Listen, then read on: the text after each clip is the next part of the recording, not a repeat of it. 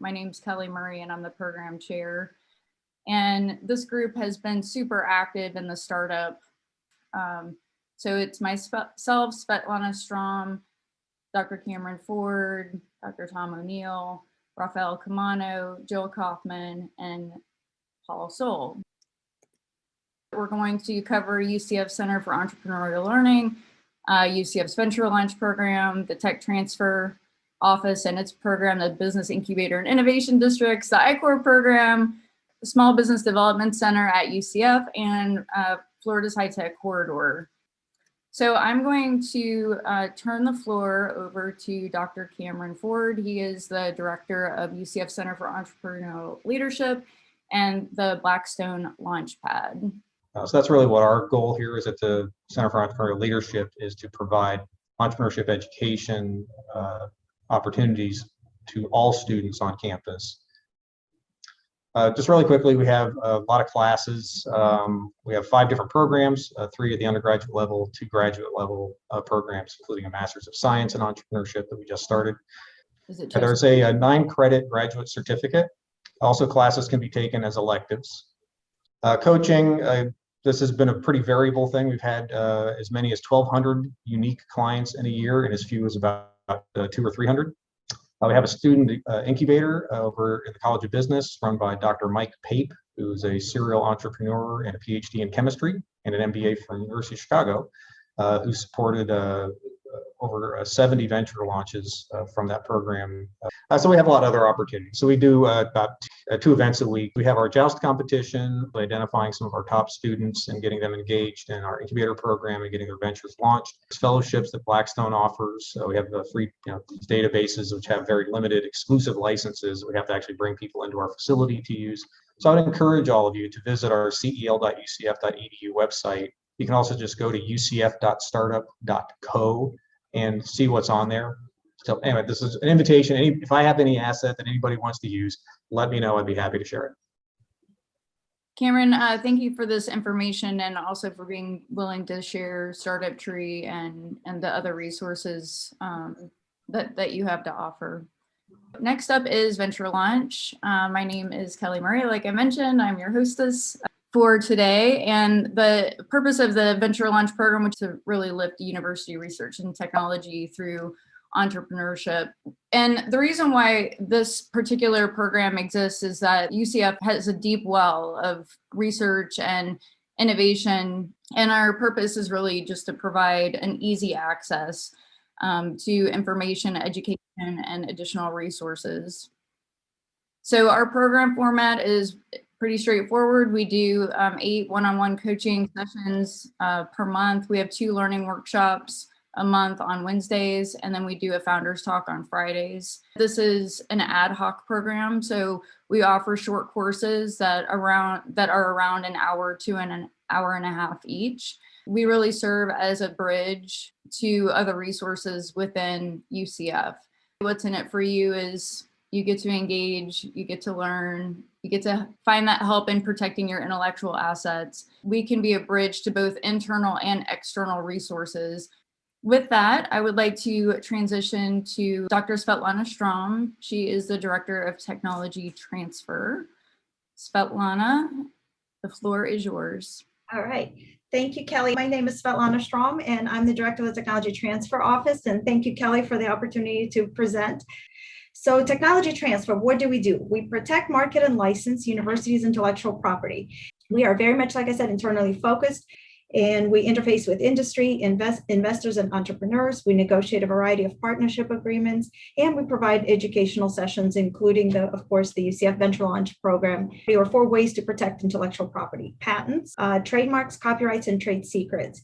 And so by protecting intellectual property, we're able to license it and incentivize commercialization, and that in turn generates value for the university and really for society. UCF has a very generous royalty distribution policy. When the money comes in, we subtract the cost of patent prosecution and other costs that are involved in protecting intellectual property. Of the first 100,000 of the cumulative net income that we have, 50% is shared among the inventors and the creators. So there's quite a bit of money that can be coming into the researchers in their personal individual capacity. University personnel are required to disclose to our office all inventions made in the field in which the inventor is employed by the university or for which there has been university support. And as far as copyrights and works, the university owns all works that are developed by the creators using university support. So our office assesses the novelty, the marketability of the inventions and works, and determines whether the university should go ahead and invest resources behind them to get these technologies licensed. And we typically inform the inventors and creators of the university's decision within 90 days from the date that we receive an invention or work disclosure. This is just an outline of the path to commercialization, starting with an invention or work that's reported to us and the different assessments that we do. We look to see, is this intellectual property novel? Is it useful? Is it non-obvious? Those are the elements that are required in order for us to even be able to patent it. If the decision is made to go ahead and protect the intellectual property, we do a much more deeper dive on the market and the business analysis. So once we do a deeper analysis, we start to think about what is the best commercialization strategy. Either way, whether we do a startup or an external company, we stay very close with the licensee company to make sure they're actually developing the technology, moving it forward. We assist them with whatever other needs they may have because we're truly our partners and we want to see this technology reach the market. So we always keep in close touch with our licensees. This is from fiscal year 2020. On average, we receive around 110, 120 invention disclosures. We file somewhere around 150 patent applications. We, of course, have a limited budget, so we're selective as to what we pursue. We really want to make sure the technology has a path to market before we invest university's money. We want to be effective in how we do this technology transfer, and we want to continue to facilitate successful research and development and commercialization, and as I mentioned, work closely with our partners. So some of the factors that impact intellectual property validity and value is making sure that we can protect intellectual property before we publish. So for those of you who are researchers who are interested in working with us, please make sure you reach out to us before you're publishing. So we absolutely want to know what are the references, and especially the publications from your own laboratories, your own research. That's my contact information. Feel free to reach out. Dr. Tom O'Neill, he's going to talk to us today about the I-Corps program.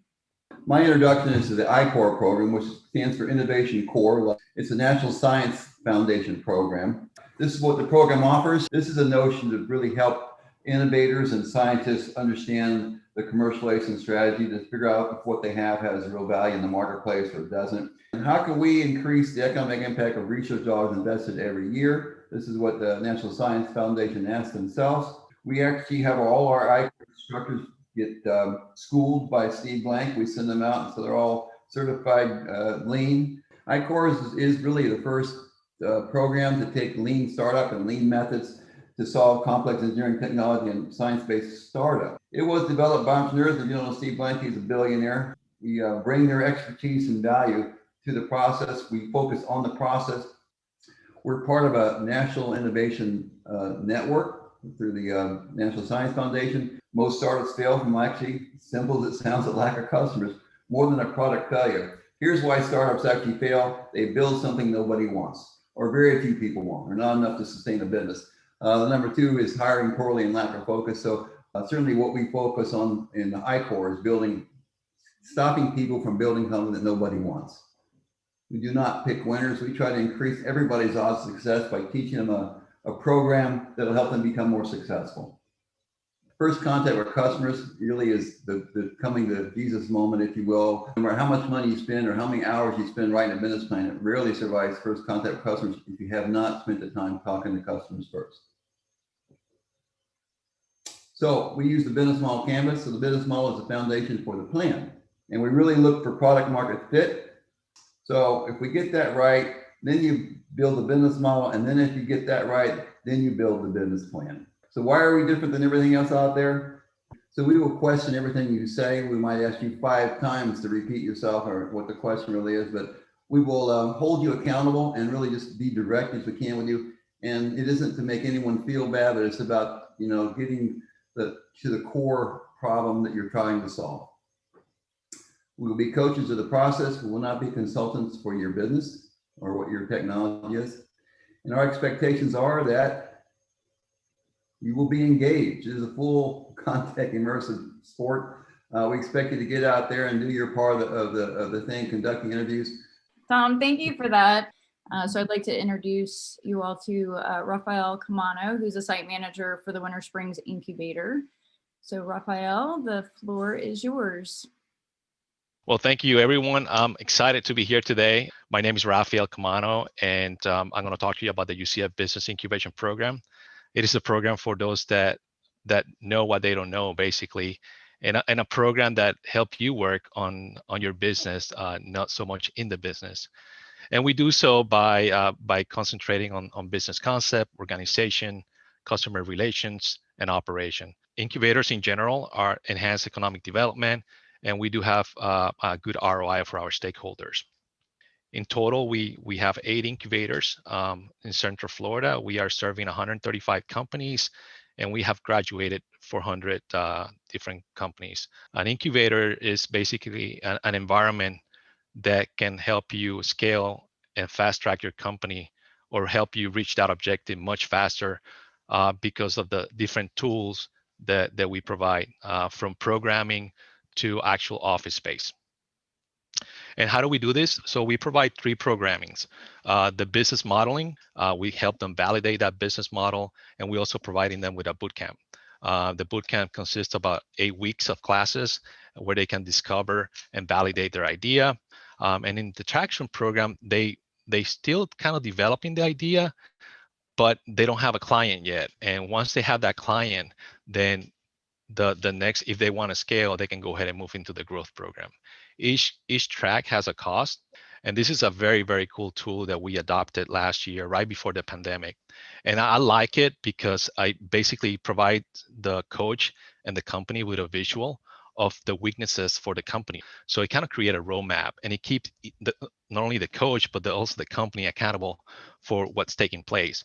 So who are potential clients? Well, we look for businesses that are formed, right?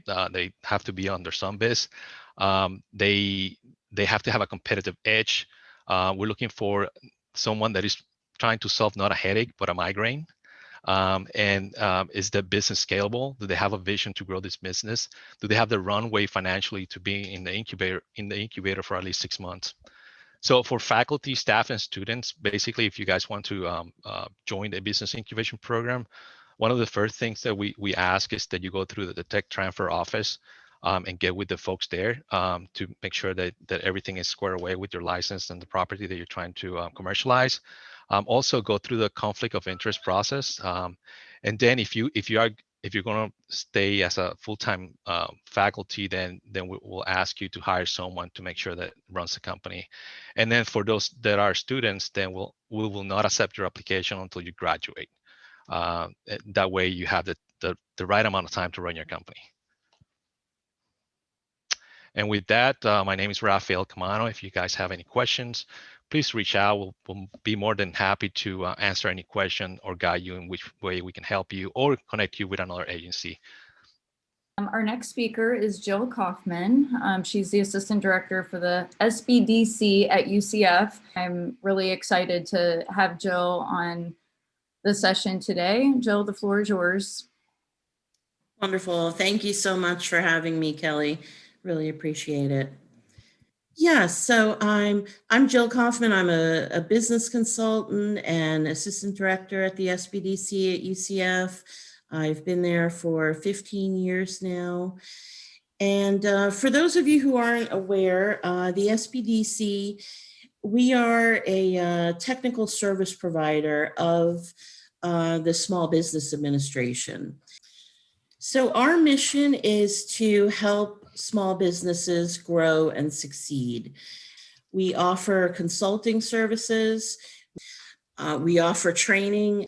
Market research is another of our capabilities for clients. And we can also do financial analysis research. So we can benchmark companies according to their industry and size, and give them insight into norms and see how they fall there.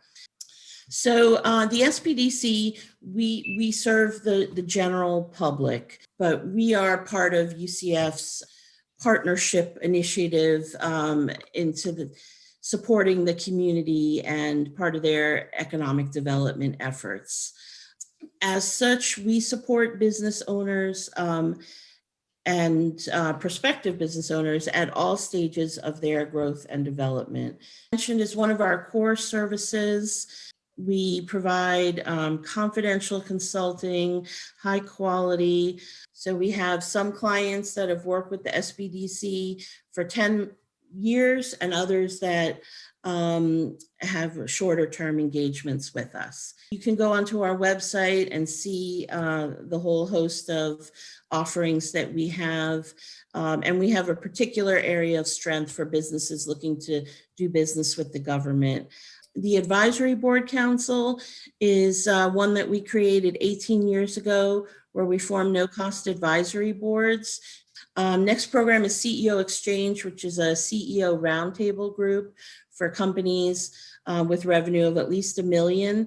We can develop export marketing plans for businesses and help them navigate the world of international trade.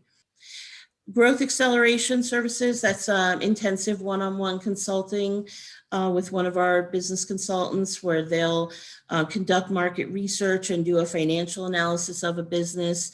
And then the government contracting services, we work in partnership with the Florida Procurement Technical Assistance Center, also called PTAC, and they offer consulting and training to help businesses navigate that.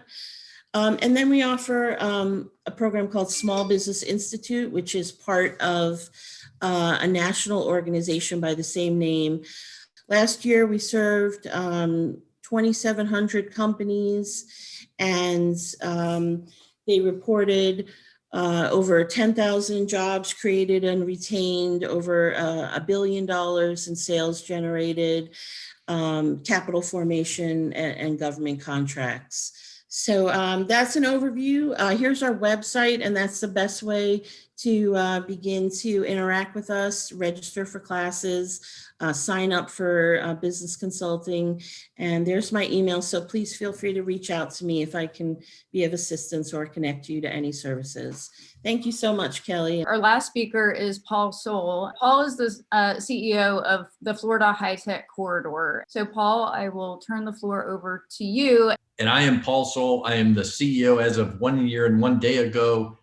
And what we do is we match funding from companies that have partnered with university, in this case, University of Central Florida, on applied research where they want to go out and solve, to Raphael's comment, migraines with technology. That's what we want to be a part of. We can match up to $150,000 per project. We do about 25 to 30 projects, both at UCF and USF every year. There's the eligibility and what it takes. And honestly, even if you don't think you're eligible, send me a note, because I think you are in what we do. I am very interested in spreading the wealth of how we do matching grants. Our job in the corridor is to serve others as well. We invest in a lot besides matching grants. We're investing in Raphael's business incubator program. We're investing in Grow FL. We invest in a whole lot of things where we know that these things are resulting in impacts. And I want to be able to do more of that. We're going after grants now for the region. That's an important piece. We're working with Orange County as a model for the rest of the region when it comes to their cluster initiative. So there are a lot of things that are happening right now. I will yield back the balance of my time because there's only 5 minutes for questions for the entire group. Kelly, it's great. Thank you again for the invite. Stay tuned for future sessions. And with that, I would like to thank all of our speakers today. I admire each and every single one of you for all the work that you're doing.